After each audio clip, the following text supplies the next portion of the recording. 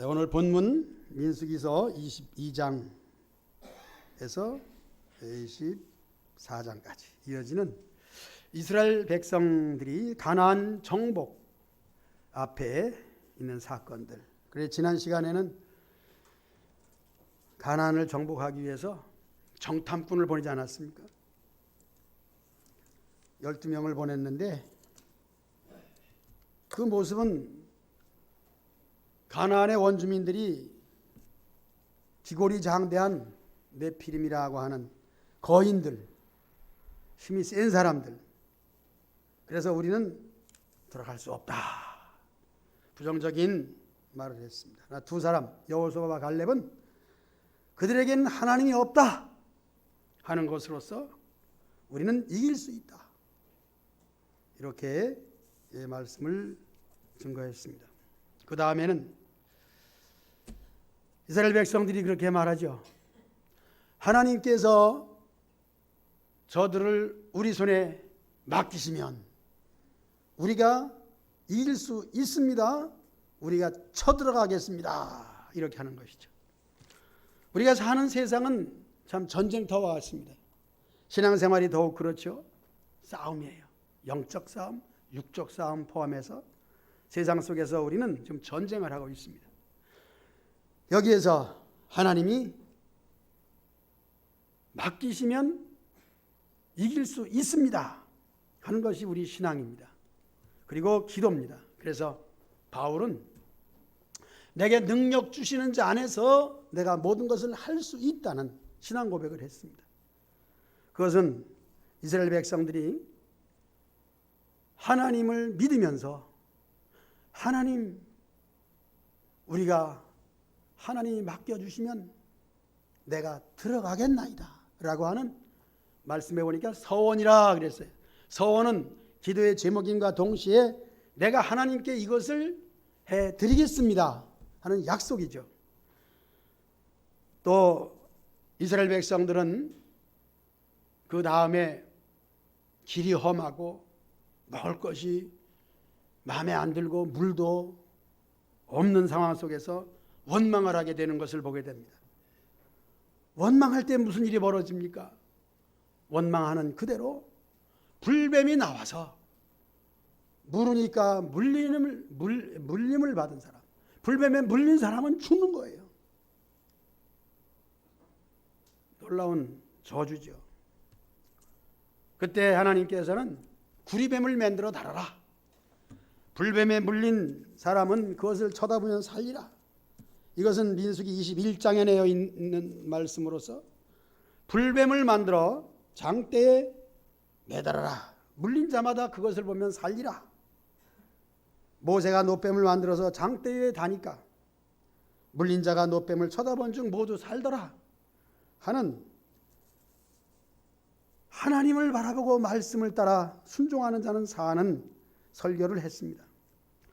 오늘은 민수기 22장을 통해서 그 사건이 참 재밌기도 하고 전개되는 내용들이 우리가 이 말씀을 통해서 교훈받을 것이 너무 많기 때문에 조목조목 말씀을 드리길 원합니다.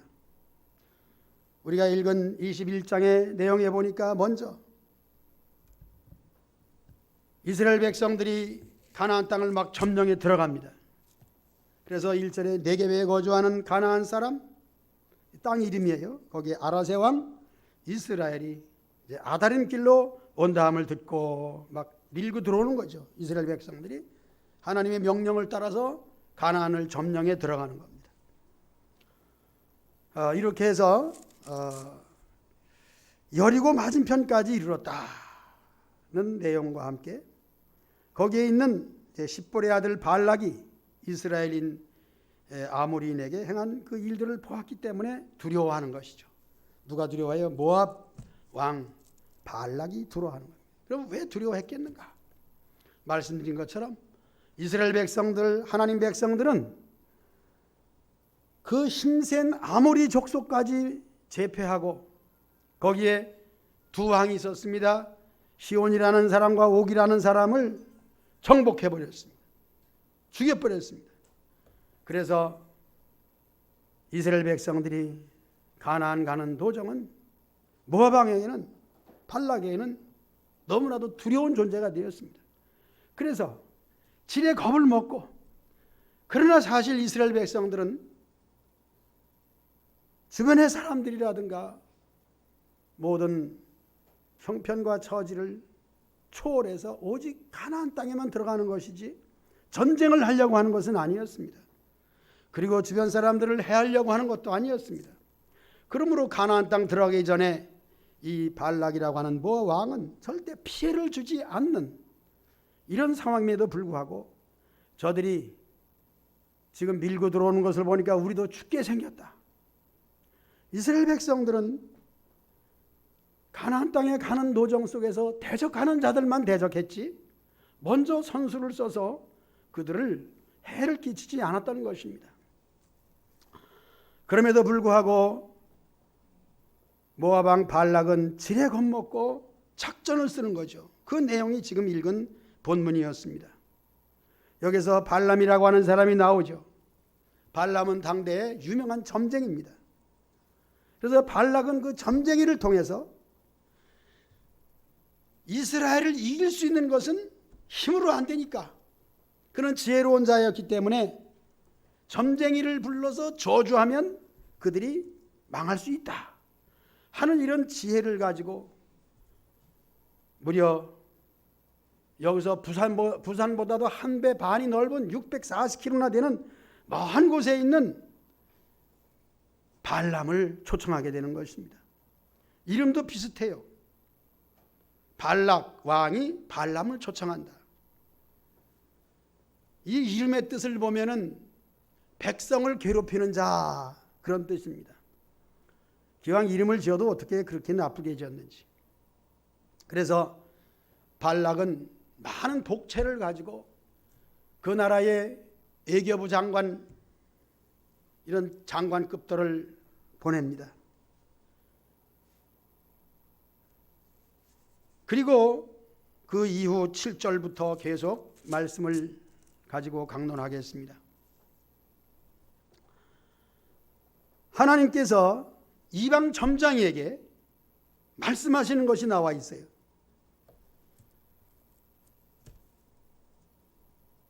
이 말씀을 통해서 오늘날 되어지는 모든 사건들 속에서 참 하나님은 지금 코로나 바이러스 이 질병까지도 우리가 생각하기에는 이것이 마귀가 영적으로 말하자면은 우리 백성들을 죽게 하고 괴롭히는 거 아니냐, 이렇게 볼 때 오늘 본문 말씀을 통해서 보니까 이 모든 성경에 나와 있는 역병을 비롯해서 재앙이나 저주나 이것은 하나님이 다스리는 거예요. 우리가 알 수 있는 대로 성경에서 재앙 그러면은 노아 홍수가 큰 재앙이고, 그 다음에 불심판을 받은 소돔과 고모라 성을 생각해 볼 때에 그것은 하나님의 허락하에 하나님이 하신 일입니다.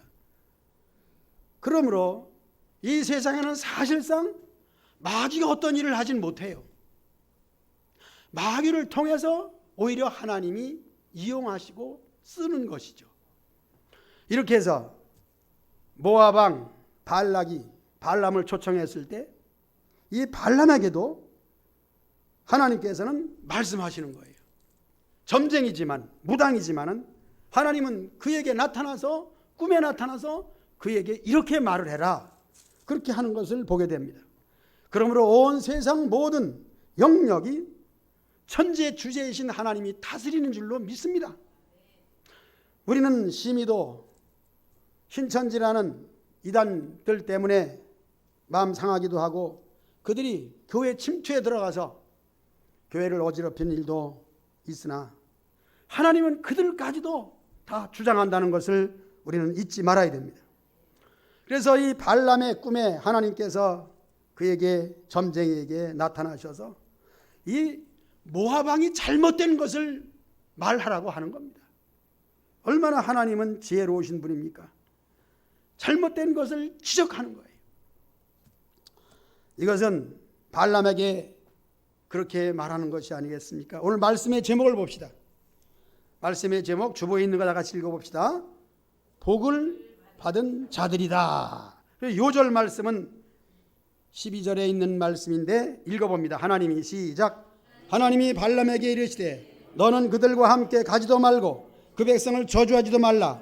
그들은 복을 받은 자들이니라. 이방일 뿐만 아니라 점쟁이 발람에게 하나님이 나타나서 이스라엘 백성들은 복을 받은 자들이야.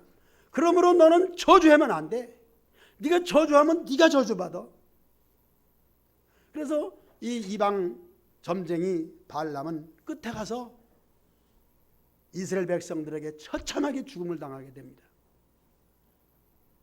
물론 발람은 하나님의 그 말씀이 두려워가지고 저주하진 못했습니다. 그러나 끝에 가서는 저주보다 더 잔꾀를 부려가지고 하나님이 말씀하지 않았지만 발람은 이 신접한 자이기 때문에 이스라엘 백성들이 어떻게 하면 망하는가 하는 이 잔꾀를 냈기 때문에 하나님께서 그에게 이스라엘 백성 손에 죽게 하는, 저주를 받게 하는, 그래서 하나님 백성을 축복하는 자는 복을 받고 하나님 백성을 저주하는 자는 저주를 받는 놀라운 사건을 우리에게 보여주고 있는 것입니다. 그래서 오늘 제목이 뭐예요? 저는 이 말씀을 들으면서 다른 얘기보다도 우리 하나님 백성들은 복을 받은 사람이다. 들어와도 복을 받고 나가도 복을 받고 복을 받은 사람이에요. 오늘 그렇기 때문에 우리가 예수님을 믿고 하나님을 의지하며 믿음의 생활하고 예배드리는 것이 얼마나 복되다는 것을 보여주는 것입니다. 발람 얘기를 계속하겠습니다. 발람은 오늘 성경 말씀을 계속 23장까지 24장까지 25장까지 읽어보면요, 이방의 점쟁이지만은 하나님이 나타나서 말씀하니까 그 말씀을 잘 따라요. 어긋나지 않게 잘 따라가요. 왜 그랬을까? 실제로 모압 왕의 재물과 그 명예가 탐이 났죠. 미혹되었죠. 그러나 발람은 지혜롭기 때문에 그것을 얻기 위해서 욕심을 낼 수는 있지만은 이 신적, 이 신탁이라 그러죠. 그 점쟁이 무당들은 다 그 귀신들이 하는 말을 따라서 하고 그 말을 안 들으면은 병이 생겨요. 그러니까 믿음으로 보면 무당 믿음이 더 좋은 거죠. 그건 마귀가 시키는 대로 해야지 시키는 것을 거역하면은 탈이 생기나. 그게 탈이라 그래. 그걸 가지고. 물론 탈이라는 것은 사람의 얼굴에 쓰는 탈바가지, 그게 탈이죠. 그걸 탈이라 그래.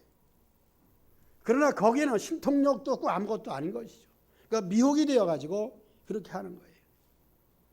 우리가 무당집이나 절간에 가보면 무시무시한 것이 걸려있고, 사실 점쟁이 신접한 무당들은, 점을 치는 자들은 눈이 쭉 째지고 얼굴도 아주 흉악한 귀신 형상을 하고 있습니다. 그러나 우리가 그걸 볼 때 어떤 면에서는 무서워할 수밖에 없는 거죠.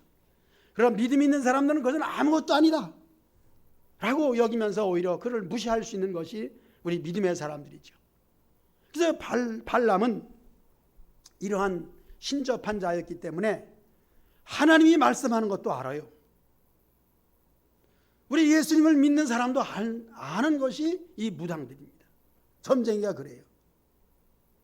예수님을 믿는 사람한테 점괘가 안 나타나요. 그걸 다 알아요. 더 잘 알아. 그래서 예수님도 그렇게 말씀했습니다.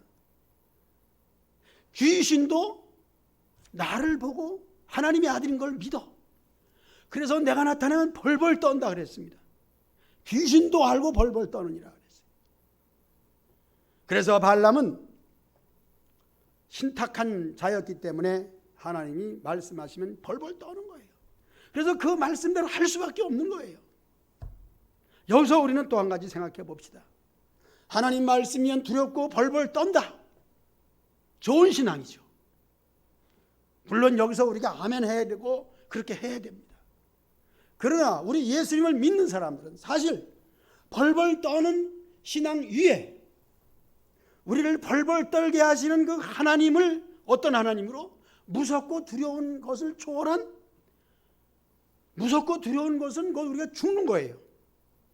우리를 죽이지 아니하고 독생자를 보내주시고 우리를 끝까지 사랑해 주시어서 은혜를 입혀 주시어서 구원의 확신을 가지고 이 세상을 이기며 하나님 나라를 향하여 살아갈 수 있게 주셨으니 우리에게는 무엇입니까? 그 하나님의 은혜가 감사한 것이죠. 이게 초월적 신앙이에요. 그래서 일반적으로 그저 하나님에 대한 것을 겉으로만 알게 되면은 그 말씀을 무서워가지고 두려워가지고 뭐를 이렇게 하게 되면 이게 반쪽 신앙이에요. 그만만 해도 대단한 것이죠. 그것도 있어야 됩니다. 우리에게. 거기에 무엇이 더 있어야 돼요? 그 하나님의 마음을 알아서 하나님께 내가 무엇을 드릴까요? 하나님 내가 어떻게 해드릴까요? 하나님이 원하신 것이 무엇일까요? 정말 영적으로 은혜를 받은 사람은 하나님이 가장 기뻐하시는 것을 알고 찾아내고 그것을 하는 거예요. 그것이 무엇일까? 결론적으로 말씀드리면은 그것은 예배예요. 하나님께 드리는 찬송인 줄로 믿습니다. 여러분 찬송 많이 하시기 바랍니다. 그냥 겉으로 이것도 하는 것이 아니고 그 내용을 보면은 나를 구원하신 예수님, 나의 영원하신 기업 생명보다 귀하다. 그 내용 속에서 하나님의 사랑을 알고 우리의 마음 중심을 가지고 하나님을 찬양하는 겁니다. 이방신들을 믿는 이 발람을 보면 이렇게 우리에게 주신 은혜가 신적 영적 통찰력이 하나님의 사랑을 감사해서 마음을 다해서 찬양하는 거예요. 우리가 율법적으로 행하는 모든 것도 필요합니다. 성수주일 하십시오.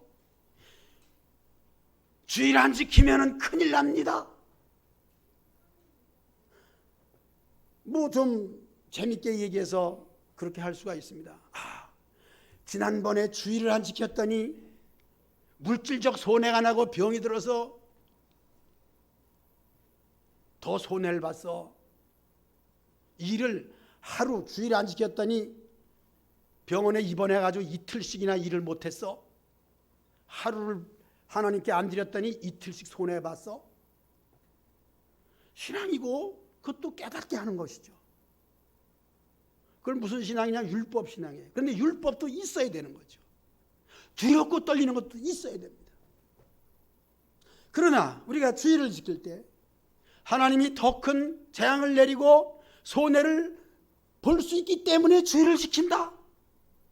이렇게 되면 이게 반쪽 신앙이에요. 말씀드린 것처럼 어떻게 해요? 나를 위해 죽으시고 영생을 위해서 부활하신 그 예수님의 부활의 날이 우리에게는 구원의 날이요 생명의 날이다.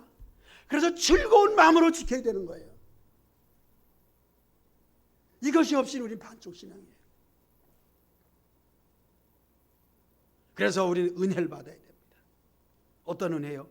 발람 같은 하나님이 말씀하시니 그것이 두려워서 지켜야 되는 이런 것 위에 하나님의 사랑, 은혜, 구원받은 것이 감사해서 나에게 건강 주신 것이 감사해서 나에게 일자리 주시고 일할 수 있는 그 모든 여건 주신 것이 감사해서 여기에서 눌러있지 아니하고 하나님께 내가 무엇을 해드릴까요? 서원하면서 하나님께 올려드리는 따라합시다. 항상 기뻐하라. 범사에 감사하라. 그렇습니다. 이것이 그리스도 안에 있는 하나님의 뜻이니라. 바울이 받은 은혜가 오늘 저와 여러분들에게도 충만하시기를 축복합니다. 자, 그 다음에 얘기를 계속하겠습니다.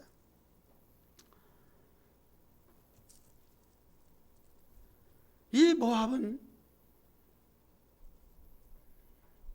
이스라엘이 점령할 나라가 아니에요. 그런데 그들은 벌벌 떨고 있습니다. 그 벌벌 떠는 그 모압 왕 발락의 잔꾀가 드러나면서 더욱 하나님의 사랑과 은혜가 드러나는 거예요. 뭡니까? 점쟁이를 데리러 갔던 사람들, 점을 치는 발람도 이스라엘 백성들은 복을 받은 백성이라는 것이 드러나는 겁니다. 얼마나 이방 나라를 통해서, 불신자들을 통해서, 세상의 악한 것들을 통해서 오히려 하나님 백성이 드러나는 거예요.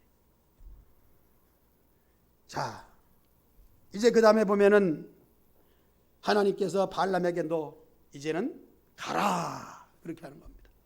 아니, 이스라엘을 저주하지 말라고 하셔놓고 그 다음에 왜 가라 그랬겠는가?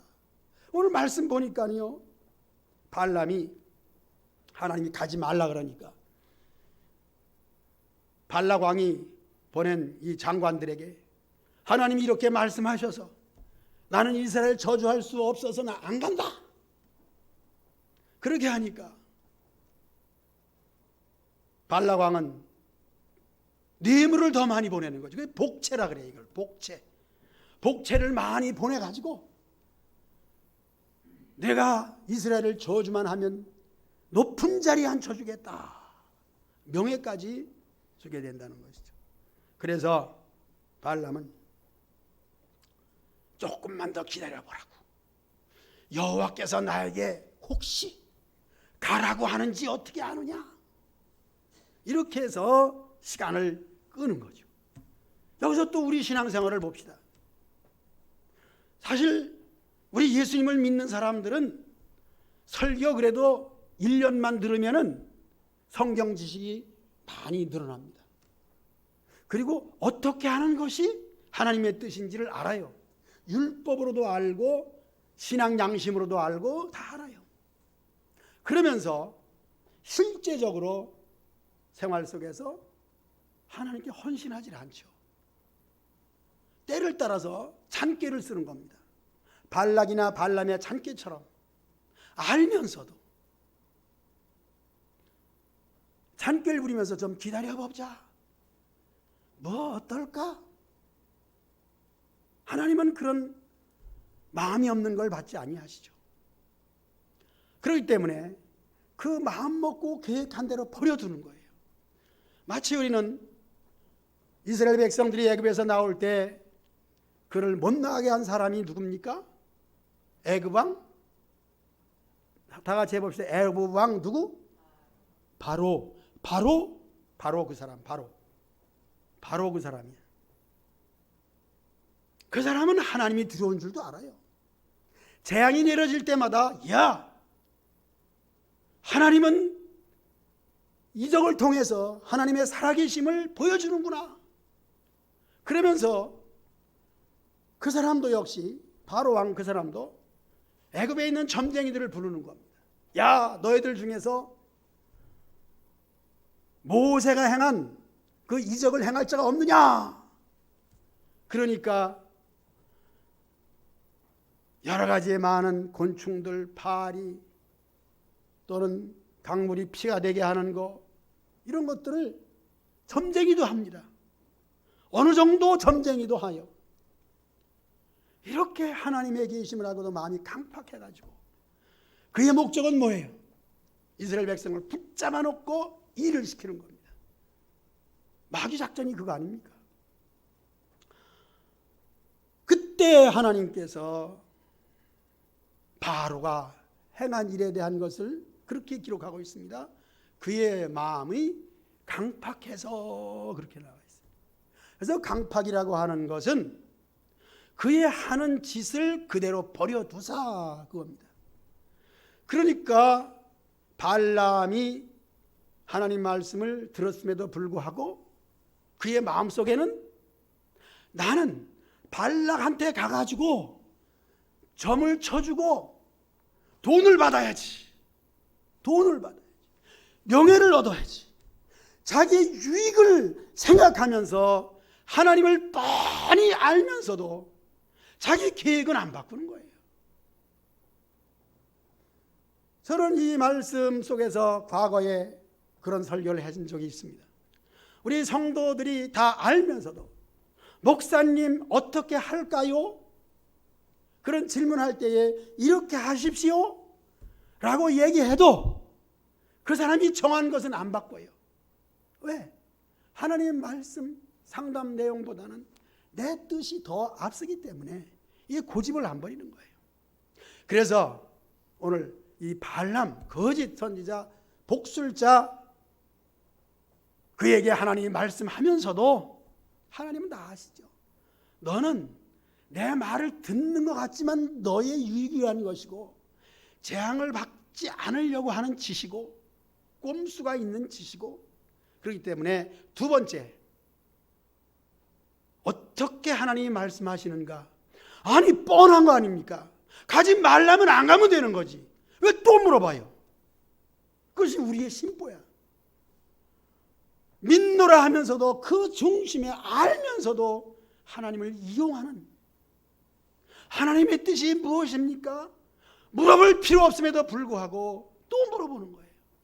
뻔히 하는 겁니다. 그것이 먼저 믿는 자들, 그들 속에 더 그런 게 많아요. 이렇게 해서 하나님은 뭐라 그래요? 가라! 가라. 여기서는 정말 지혜롭다면 가지 않아야죠. 야! 하나님이 가라 그랜다. 가라 그랜다. 이게 좋아할 겁니까? 하나님이 물론 말씀하셨으니까 또 가야죠. 하나님은 여기서 이방의 복술 점쟁이 발람을 보내서 하나님의 살아계심과 이스라엘 백성들은 저주를 받지 않는 백성이라는 것을 나타내 주는 거죠. 이렇게 해서 발람이 가는 거예요. 가는 도중에 발람이 타고 가는 나귀가 있잖아요. 당나귀를 타고 가요. 그때 교통수단입니다. 지금으로 말하면 막 KTX를 탔든지 뭐 자가용 아주 좋은 차를 탔든지, 이 나귀가 가는 길을 가지 아니하고 타고 있는 주인을 벽에다 대고 문지르는 거야. 어떻게 돼요? 다랭이가 깨지는 거지 뭐. 아프니까는 이놈의 나귀 새끼야 때리는 겁니다. 3번을 때렸어요. 3번이라는 것이 여기 강조되어 있더라고요. 하나님께서 나귀의 입을 열어요. 나귀는 짐승이니까 말을 못하잖아요. 입을 열어서 언제 내가 이렇게 주인의 말을 듣지 않은 적이 있었냐고. 주인이여, 내가 언제 말을 듣지 않은 적이 있었냐고. 이렇게 나귀가 아니라 나귀 타고 다니는 나귀 말이 좀, 나귀가 그렇게 입을 열어 말하는 겁니다. 말하자면 지금 KTX를 타고 가는데 기차가 빵꾸가 난 거야. 이 기차가 빵꾸가 나가지고 충돌을 했던지 말이죠. 얼마 전에도 여기 구역에서 전철을 탔는데 방송이 나오더라고. 지금 저기 어디 역에서 춘천 가는 건 무슨 열차야 이건? KTX가 아니라 뭐 그런 열차 있잖아요. 청춘 열차가 이게 뭐 충돌이 돼가지고 경의 중앙선도 차가 못 다닙니다. 내가 탄 차만 쫙 용문까지 가고 그 다음에는 못 왔대. 보니까 기차가 빵꾸 나든지, 요즘에 가장 좋은 차가 무슨 차야? 아무리 좋은 차라도, 우리 황용성 권사님 차를 샀는데, 새 차를 샀는데 이게 새 차가 그렇게 고장이 잘 나. 아니 좋은 차면 뭐해? 아무리 좋은 나귀 새끼면 뭐해? 나귀가 주인을 벽에다 밀쳐대고 못 가는데, 바로 그런 얘기입니다. 나귀가 말하는 겁니다. 뭐라고 말해요? 주인이요, 내가 언제 말 안 들은 적이 있냐고 말이죠. 이 점쟁이 발람이 나귀가 말하는 것을 듣고 깜짝 놀라는 거죠. 어떻게 말을 할까? 그때 하나님께서 발람의 눈을 열어서 보게 하는 겁니다. 나귀가, 말 못하는 나귀가 왜 말까지 할 정도가 됐느냐? 하나님의 사자가 못 가게 길을 막고 칼을 들고 서 있는 겁니다. 그러니까 나귀가 그걸 보고 가겠어요? 앞으로? 가면 모가지가 잘리는데. 미련한 인간이죠. 돈에 눈이 어둡고 물질, 명예, 세상 것에 눈이 어두우면 하나님이 막는 길도 가는 거예요. 발람도 깜짝 놀랐죠. 하나님의 사자가 칼을 들고 못 가게 하는 그 현장 앞에. 이제는 깨달아야 되는데도 불구하고 그런 고집을 부리고 또 가게 되는데 하나님은 그 길을 열어 가게 하죠. 참 그렇습니다. 우리가 가는 길이 그렇습니다. 우리 인생에 가는 길, 사람이 하는 일에 대해서 하나님은 부드럽게 말리시다가 부드러운 소리를 안 들으면 그 다음에 내버려 두는 겁니다. 그것이 세상 일이고 우리 믿는 사람들이 여기서 깨달아야 되는 것입니다. 사실 이 물질에 참 노예가 되면 발람은, 그래서 베드로 사도도 그런 말을 하지 않습니까? 불의한 물질에 눈이 어두운 사람을 이 부들의 아들 발람같이 불의의 삭을 사랑하는 자라 베드로후서 2장 15절에 말씀하고 있습니다. 불의의 삭 때문에 눈이 어두운 발람, 나귀를 사용해서 꾸짖었지만 그래도 깨닫지 못하는 것입니다. 이후로 발람은 여호와의 사자가 이르는 말,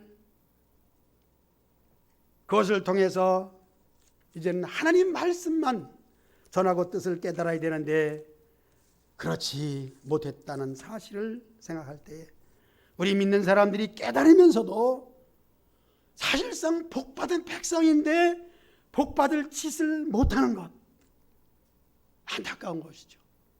분명한 하나님의 뜻이고 이렇게 하면 복을 준다 그랬는데, 그러나 우리가 세상을 살면서 복을 받기 위해서 믿는 것은 아니잖아요.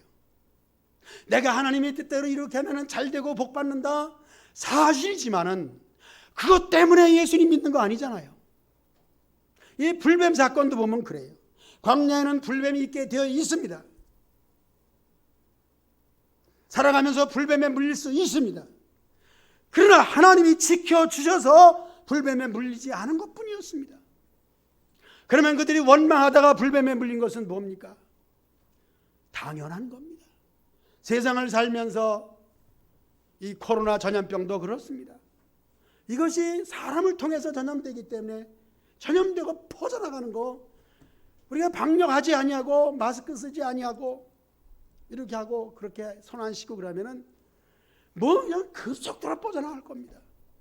지금 중국에서 오는 것을 차단하고 공항에서 열 체크를 해가지고 의심 나는 환자는 따로 격리시키고 이렇게 하니까 퍼져나가죠. 퍼져나가는 거 온 세계 사람들에게 퍼져나간 순식간이잖아요. 참으로 기적적인 사건은 어떻게 그렇게 교회를 망치려고 하는 이단자, 신천지, 교회를 막 쳐들어가서 교인들을 빼내 돌려가지고 그 숫자가 막 드러나는 거예요. 지금 방송에 그냥 아주 전적으로 이 신천지를 그냥 막 방송하더라고요. 그들에게 코로나가 들어가가지고 말이죠. 그 이전에도 살금살금 교회 들어와가지고 교회를 괴롭히고 구역에 들어가서 교인들을 빼돌려가지고 가고 그래 숫자가 그 몇천 엄청나다 지금 드러난 게 말이죠. 이제는 명단까지 지금 발표할 수밖에 없는 상황에 이르렀어요. 그 하나님이 심판이 아니겠습니까? 악한 자를 들어서. 그러니까 이 코로나도 하나님이 다 주장하는 거예요. 그래 우리 믿는 사람들은 기도밖에 없습니다. 우리 장로님 눈물을 흘려 기도한 것처럼 여러분이 재앙이 우리에게 임하지 않도록 기도해야 되는 거예요.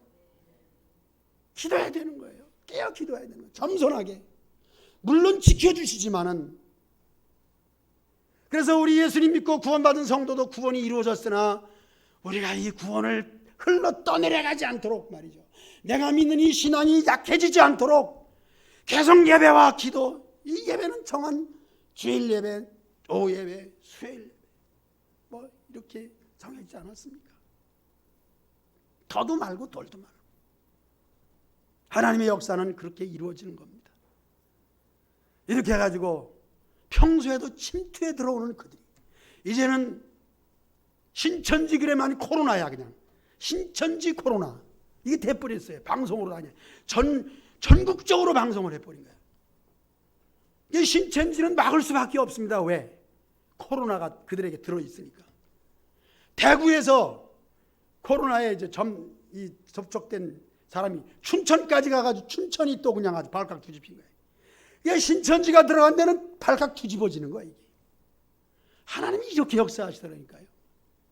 그러니까 교회 대문에다가 신천지 들어오지 못하게 빨간 별로다 이렇게 해놨지 않았습니까? 이전부터 해놨어요.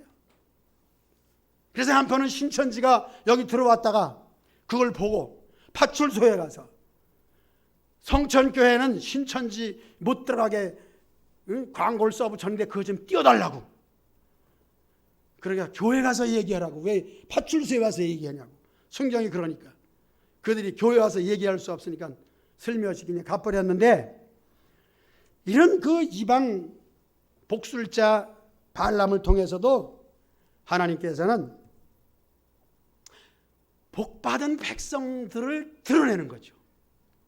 오늘 여러분들이 더욱 경성해서 정말 복받은 자로서 이제는 의무적으로 율법적으로가 아니라 마음을 다하고 성품을 다해서 하나님을 사랑하는 그 마음으로 예수님을 영접했으니 예수님 나의 구주시오, 나를 위해 죽으시고 부활하신 예수님을 나의 구주로 믿는데 정말 마음을 다해서 중심을 다해서 사랑하는 마음으로 예배드리시고 감사와 찬송과 영광을 돌리는 저와 여러분들이 되기를 주님의 이름으로 축복합니다. 아멘.